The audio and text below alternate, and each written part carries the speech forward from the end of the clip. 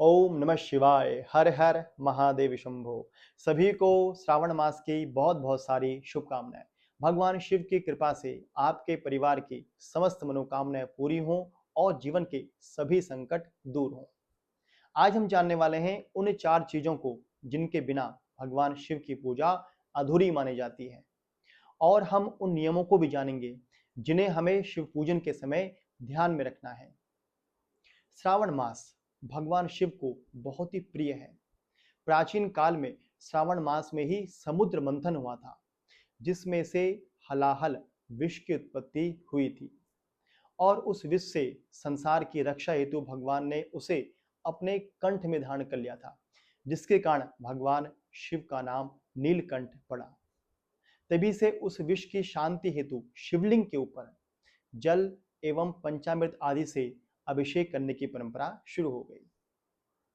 बृहद धर्म पुराण के अनुसार शिवलिंग में भगवान शिव की पूजा करना बहुत ही श्रेष्ठ माना गया है, तथा शिवलिंग में ही शिव भगवान के साथ साथ अन्य सभी देवी देवताओं की पूजा की जा सकती है। शिवलिंग के समीप किसी प्रकार की कोई मनोकामना को लेकर अगर कोई पूजा पाठ की जाती है तो वह शीघ्र फलदायी होती है। भगवान शिव शिवलिंग के ऊपर अभिषेक करते समय हमारा मुख उत्तर दिशा की ओर होना चाहिए, क्योंकि उत्तर दिशा की ओर जल की निकासी जलहरी होती है, और उत्तर दिशा में भगवान शिव हिमालय पर्वत और कैलाश पर्वत हैं, जहाँ पे भगवान शिव साक्षात विराजमान रहते हैं। आइए जानते हैं उन चार चीजों को। सबसे पहली चीज है भस्म। भस्म हमें कहाँ प्रयोग करनी है, कैसे प्रयोग करनी है और हमें कहाँ मिल सकती है। भस्म यानी किसी यज्ञ में कोई आहुति हुई हो, उसकी राख बच जाए तो उस राख को शिव पूजन के समय जरूर प्रयोग करें। कैसे प्रयोग करना है, उसे शरीर के मर्म स्थलों पर लगाएं या फिर उससे त्रिपुंड लगा सकते हैं। अगर राख ना मिल पाए तो गाय के उपले भी भस्म के रूप में प्रयोग कर सकते हैं। दूसरी महत्वपूर्ण चीज है त्रिपुंड। शिव पूजन के समय त्रिपुंड जरूर प्रयोग करें, और भस्म का भी त्रिपुंड लगा सकते हैं। अगर भस्म का त्रिपुंड नहीं लगाए तो चंदन का त्रिपुंड भी प्रयोग किया जा सकता है। तीसरी चीज है रुद्राक्ष।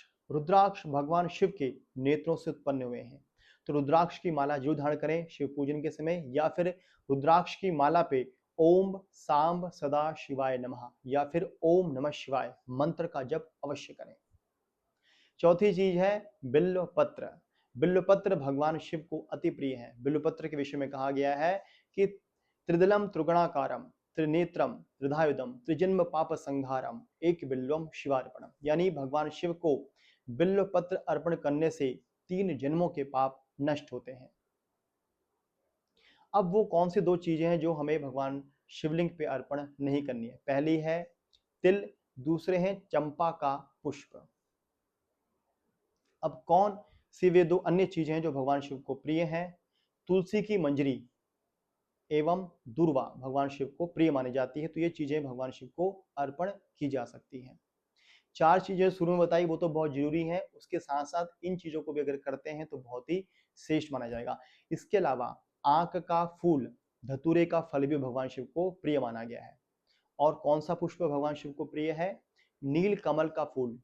नील कमल का फूल अगर नहीं मिल पाए तो कमल का पुष्प भी भगवान शिव को प्रिय माना गया है। एक बात और कि बिल्व पत्र भगवान शिव को जब अर्पण कर रहे हैं तो किस प्रकार कैसा बिल्व पत्र भगवान शिव को अर्पण करना चाहिए। बिल्व पत्र में 3 पत्ती अवश्य होनी चाहिए। बिल्व पत्र में दो चीजें होती हैं, एक होता है चक्र, एक होता है वज्र।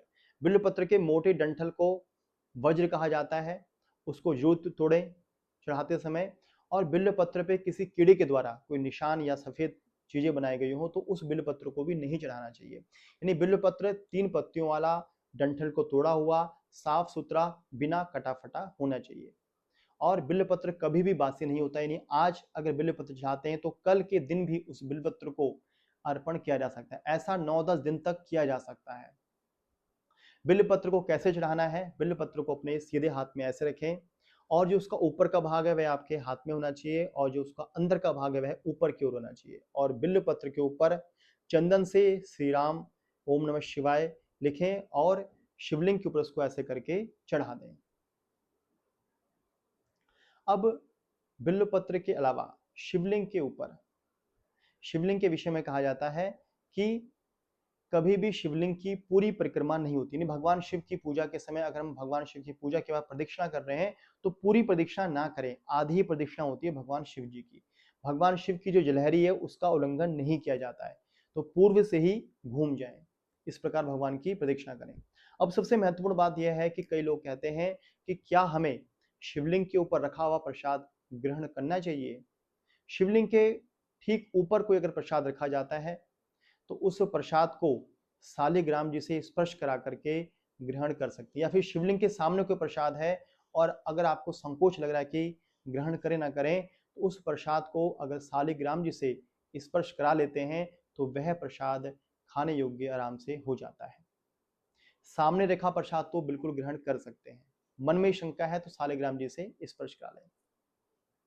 तो इस प्रकार इन बातों का, इन नियमों का ध्यान रखते हैं सावन मास में शिव पूजन के समय, तो निश्चित ही भगवान शिव की कृपा आपके जीवन में आनी शुरू हो जाएगी। क्योंकि भगवान शिव को कहा गया है शंकर, शम करोति शंकर, यानी जो जीवन में कल्याण को देने वाले देव कहे गए हैं। और भगवान शिव जो हैं भोले भंडारी है, यानी कि शीघ्र ही भक्तों के ऊपर प्रसन्न होने वाले देवता हैं। आज की वीडियो से संबंधित कोई प्रश्न है तो कमेंट्स बॉक्स में जरूर लिखें। वीडियो अगर आपको अच्छी लगे तो प्लीज़ लाइक करें, शेयर करें। वीडियो को देखने के लिए आपका बहुत बहुत धन्यवाद। जय जय श्री राधे। ओम नमः शिवाय।